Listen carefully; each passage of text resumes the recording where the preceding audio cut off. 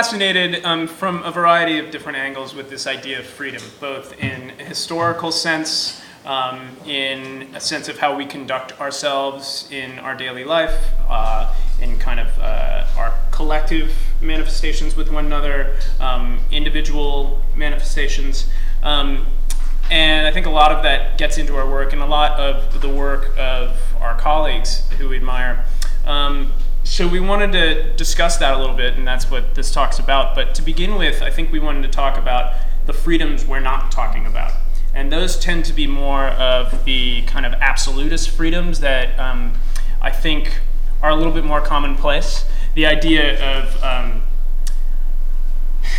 the Taliban or Al-Qaeda being like, what's the phrase that Bush used all the time? Like they hate our freedom. They hate our freedom. Yeah. So we go and impose a little freedom on them. Where you were interested in... yeah, the idea of like financial freedom. I have this image of like Tom Vu with the models and the sports cars, and like that this was, that freedom was a means to something else, not freedom in itself, I think is how we were thinking about it. Mm-hmm. So that with say when talking about war or, basically imperialism, it's a rhetorical tool. It's not really it's not the subject, it's not the actual subject, or it's not being honest about the subject. Mm-hmm. We also talked about religious freedom. Which tends to be, again, fairly absolutist, and the idea of the freedom is you have a freedom to do this, and it's all just like very codified, and there's also this idea of personal freedom, and advertising is of real interest to you. Yeah. So that idea is, with there's these freedoms to the freedom to smoke, right? Like that tobacco industry has taken on. That like I should be able to free to be able to smoke, when really it's the most like kind of binding, and I mean you're not free at all if you're buying cigarettes every week from this huge company and you're addicted to them. It's absurd. But that's how, again, the sort of rhetorical argument thing, and the same thing with like cars. You buy a car, you go out on this drive along the coast, and you're free. But it's not honest, Mm-hmm. And for you, that's really based, and I think this kind of gets to the two different freedoms that we're talking about here. Yeah. And on the one hand, there's kind of a freedom which is this absolutist freedom, or freedom equaling leisure. Yeah. So the idea is that some, like with marketing, especially, that freedom, the sort of synonym for freedom is leisure. Like you're free to relax.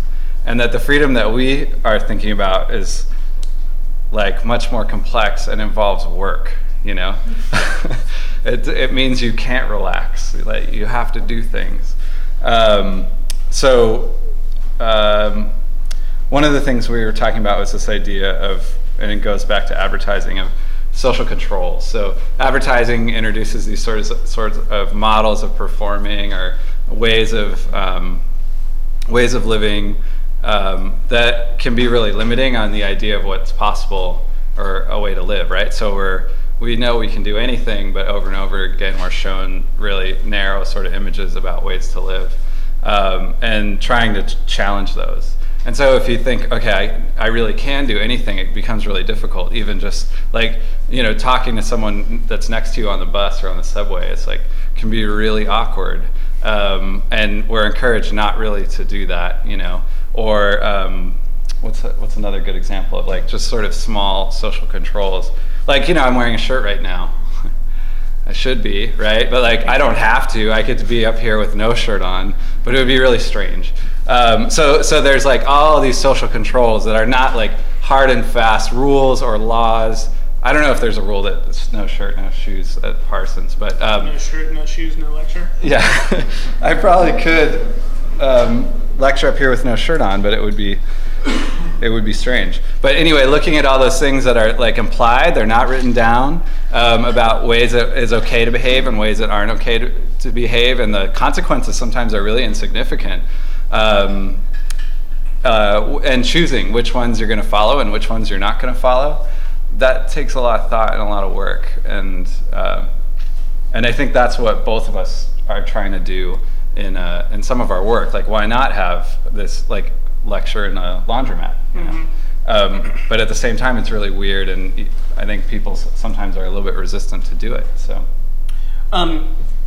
Yeah, and I think one thing that comes up in both of our practices is creating this kind of neutral space, and maybe to get back for a second, I think it could be easily defined as like, oh, well, what you're talking about is like libertarianism.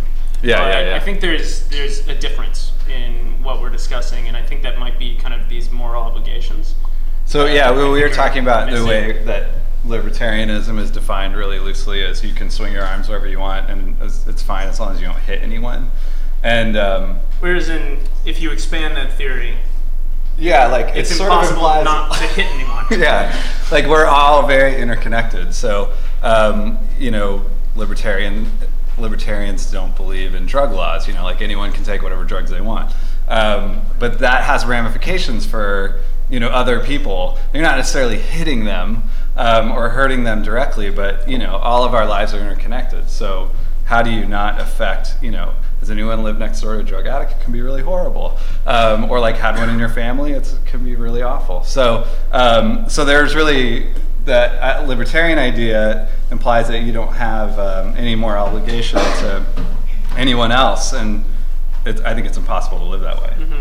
But I think what we're both trying to do in work that we admire is setting up these spaces wherein we can discuss the contradictions that are inherent within this idea of freedom. So it's more of this pluralistic idea of what a free space can be, or free activity can be, and wherein I think on the other hand, that absolutism with the freedoms that we discussed earlier, those contradictions, if you equate it to energy, those contradictions take away from those definitions of freedom. So if you're going for freedom as leisure, contradictions and complications in it make that hard. Whereas if you're going for freedom in this sort of definition of liberation, the contradictions actually are a strength. Mm-hmm. Yeah, and those contradictions produce energy. And the experiences that we have with one another are always creating and redefining what the possibilities of these interactions and how we treat one another and what we want our world to be. It's constantly defining and redefining and creating new space and new possibilities.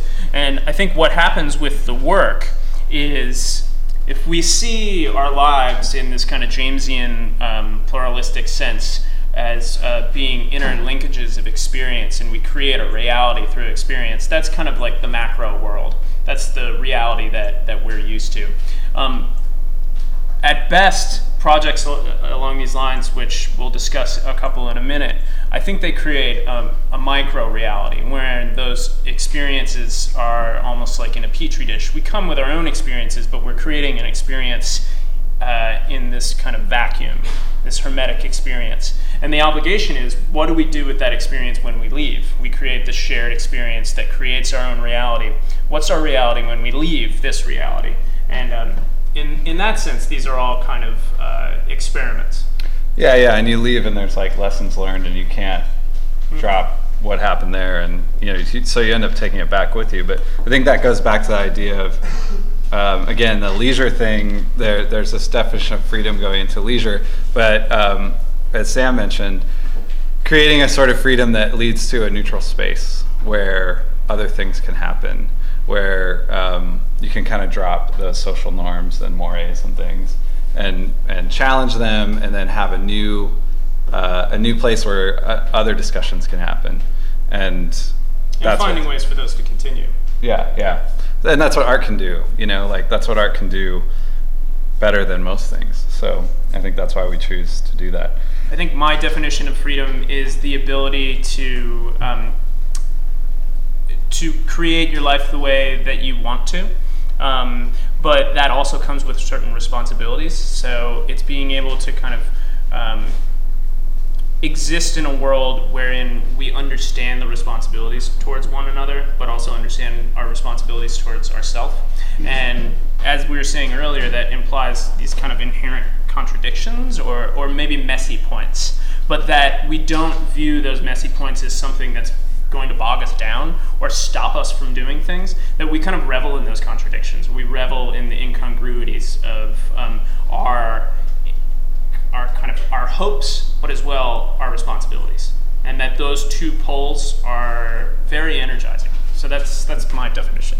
The only thing I would add is like reevaluating regularly, so because it's always going to change, you know.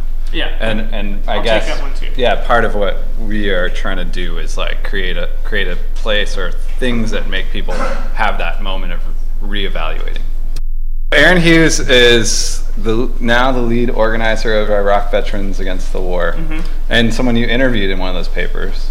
Aaron was a student of mine. This artist Harold Fletcher and I. The kitchen used to have a thing called the Summer Institute, and a couple of years ago, Harold was asked to do it, and he asked me to come teach it with him. And Aaron was one of our students. Aaron is an amazing artist and a fairly recently returned veteran from Iraq, and he was in the Illinois National Guard, and he's since become a really amazing voice within this organization, Iraq Veterans Against the War. And we've gone on to do a number of projects together, both kind of Aaron and I under the rubrics of IBAW and Red 76. One of them being this project called Befriend a Recruiter, which kind of is almost an advertising campaign, where it just kind of compels people to consider this very simple idea of going in and speaking to recruiters about what it's like to join the Army, and just as if you might be interested in joining without ever having the intention to join. And that the more people who do that, the less people they can actually recruit in time.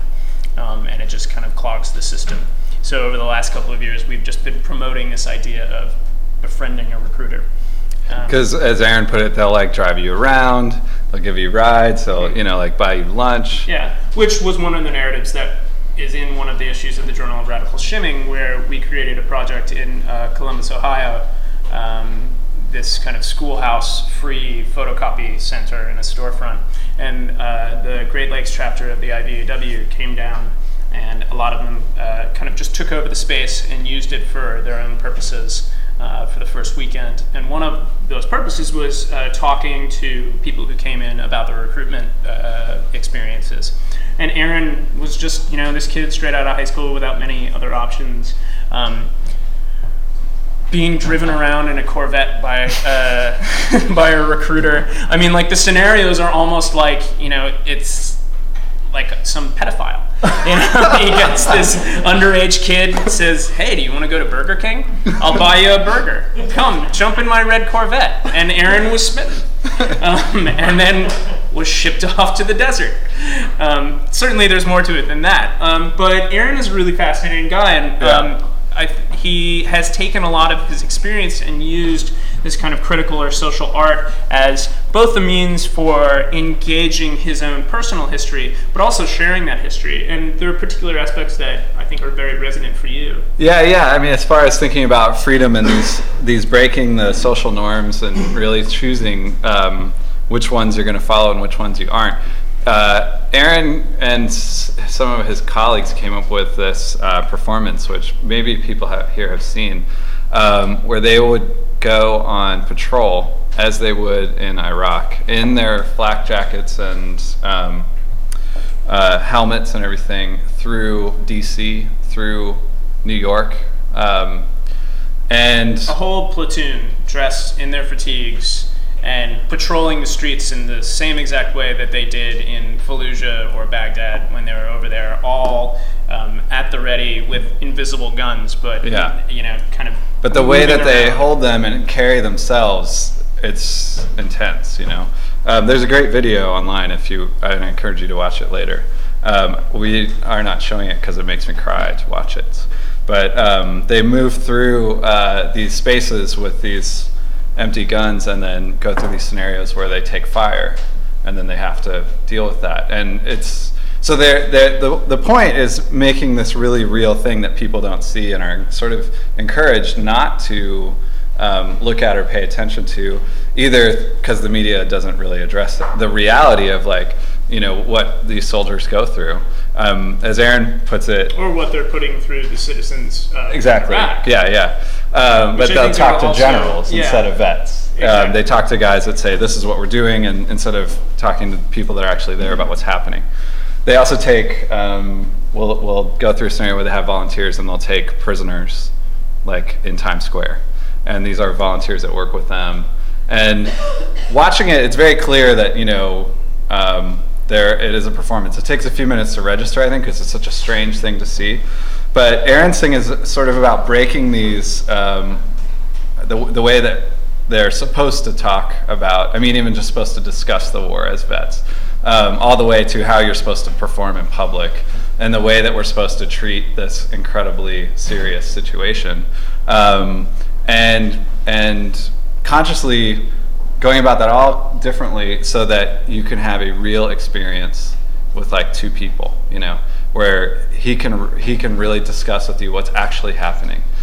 Other example, and we have someone who might be able to talk about it in the room, is a project by Zefri Thrall called Guggenfight, wherein Zefri organized a staged yet very real food fight in the Guggenheim Cafe. Yeah. Which seems comical and interesting, but then the implications are, though trivial, somewhat irksome. Yeah. But when Steve and I were talking about it, we were thinking, well, you know, this is kind of the flip side of Aaron, or the flip side of what we're talking about, but the implications are just as relevant. And it's creating this space wherein a very kind of negative situation will start make you think, why am I reacting to this negatively? What are the things here that are making me upset? And is it important to be upset about this, or is it legitimate? And that the most important thing is to just create those spaces. So that Zefri, the way he described this to me, is like, you're in the Guggenheim Cafe, you're sitting there eating, and then you get hit with like pudding, right? What do you do? And you're like, do you throw it back? Do you take something and throw it back? And, you know, at first I think I would be like, and wipe it off and get angry. But I think if enough food was flying, I would probably get involved, you know? And like all of a sudden all this stuff drops and you're just among all these people tossing food around the cafe. And then like, what would it take to get me to that point where I was just like, fuck it, and just started throwing all this stuff? Which to me was super interesting, and I was so glad that I was out of town when it happened, because I didn't actually have to decide if I wanted to take part in it. Into those very tricky scenarios. The decision was already made for me. But you know, there was like another part of it where I was like, oh, that is like, it's sort of, you know, it just made me twinge a little bit, as much as there was parts of it that I really liked, but it made me uncomfortable. It made Sam uncomfortable, and like. We're still not. Well, there was one aspect of it where there was this one man that got very, very upset, that Zefri refers to as the angry dad. And there is a video clip wherein no one really knew who instigated any of this, but somehow a lot of the energy shifted towards Zefri, and there's a museum guard, Zefri, and this one guy ranting and raving, and he turns around and just nails Zefri in the chest, and he flies back like 5 feet. And he doesn't know that Zefri is the guy. He has no idea that Zefri like planned all of this. Zefri just seemed like someone who was totally okay with throwing food. Didn't even necessarily hit him. But like in this kind of free space, this man was compelled to attack. What does that mean? And though like the implications were violent, I think the intellectual ramifications are really interesting. One of the things that's so amazing that like those women were like throwing food is that you're taught from such an early age not to throw your food. You know, it's like 2 years old. It's like, don't play with your food, don't throw your food. As soon as you throw your food, you're in big trouble. And like to get someone after 70 years to like drop that and start throwing food in the Guggenheim. Well, there's that emotional honesty there that I find really interesting, wherein there are all of those kind of social codes, and then it gets to a point where you can just be like, yeah, that's pile of shit. Whatever. I'm just gonna throw this pancake. Yeah. It makes sense, and I think that's something that's kind of implied within the tools of the practice. For me, when you're creating a space along those lines, you think about those types of situations, and you make it wherein you try to question those roles as much as possible, and you try to compel people to be thinking about, well, how do I conduct myself here?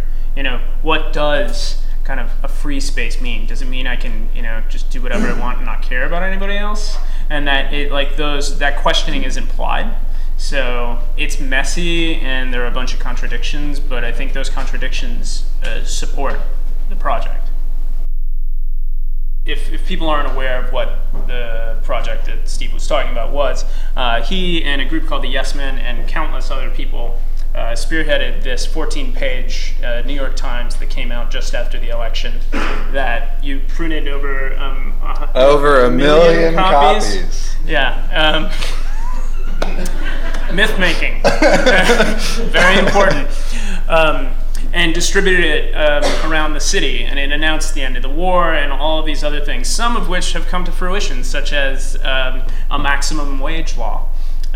It wasn't exactly how we described it, but it did happen. But it's close enough. But it was this very spectacular project, and the goal was to use this paper really as a vehicle to agitate and get other people talking about, well, what is this ridiculous thing? Why do I think it's ridiculous? And what's possible. So maybe you could describe it a little bit better than I then. For us, I think it was like expanding the idea of what was possible and creating a vision that sort of went too far, that people could rationalize and bring it back into the... actually, everything was sort of within the realm of possibility, but... Oh yeah, it wasn't like flying cars. No.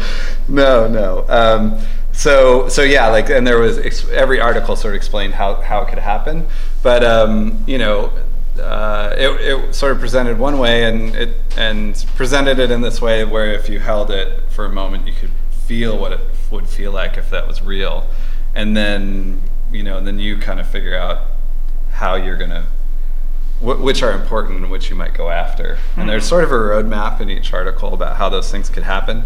And the paper really just kind of represented this zone of the possible, which I found really intriguing, where like none of it was so grandiose. The language was very matter of fact, very much like you might read in the New York Times. Yes. But then there were implications because of the normality of it. Then obviously as part of the practice, so much of that was planned out, of like the ramifications of the action, that like you kind of knew what was going to happen, so sort you could of play it out. Kind of, yeah, but like that improvisation comes with practice. Yeah. Could you describe that a little bit, maybe? Well, you mean like when the news calls and you're... Yeah, and also planning like kind of pre-media events that kind of imply the day of, like you guys made a film, a little teaser film. Yeah. So we tried to make everything available to sort of put everything in place so the press could happen. But honestly, I was scared shitless when like I had to go on TV and talk about it live. They were very nice to you, surprisingly. They were, yeah. We were actually, that was part of it. We were afraid that they were going to be like really confrontational and challenge us on all the legal stuff, which they didn't. But it was scary. It was super scary. But at the same time, like for months, we had been speaking in that language, and then this happened, and like as we would write the stories or help people come up with a tone, and so then it's just like it's sort of rehearsed in a way. Mm-hmm. And well, I mean, to the point of can I talk about the phone call? Wait, is that right? Not the phone call, but your preparations for the possibility of legal suits. Oh yeah. I mean, I guess so. Yeah. Yeah. So I mean, the planning stages are all. Hello, Steve Dietz. The planning stages are formed to the degree where it's all conceptually based.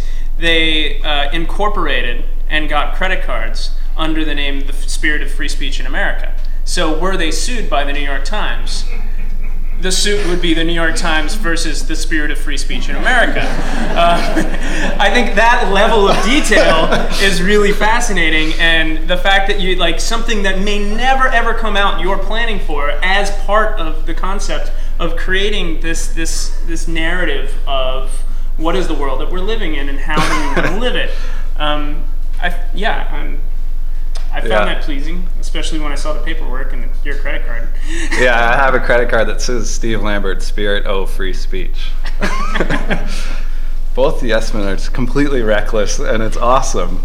I was scared. You can still go to the website for the publishing company that is the Spirit of Free Speech in America.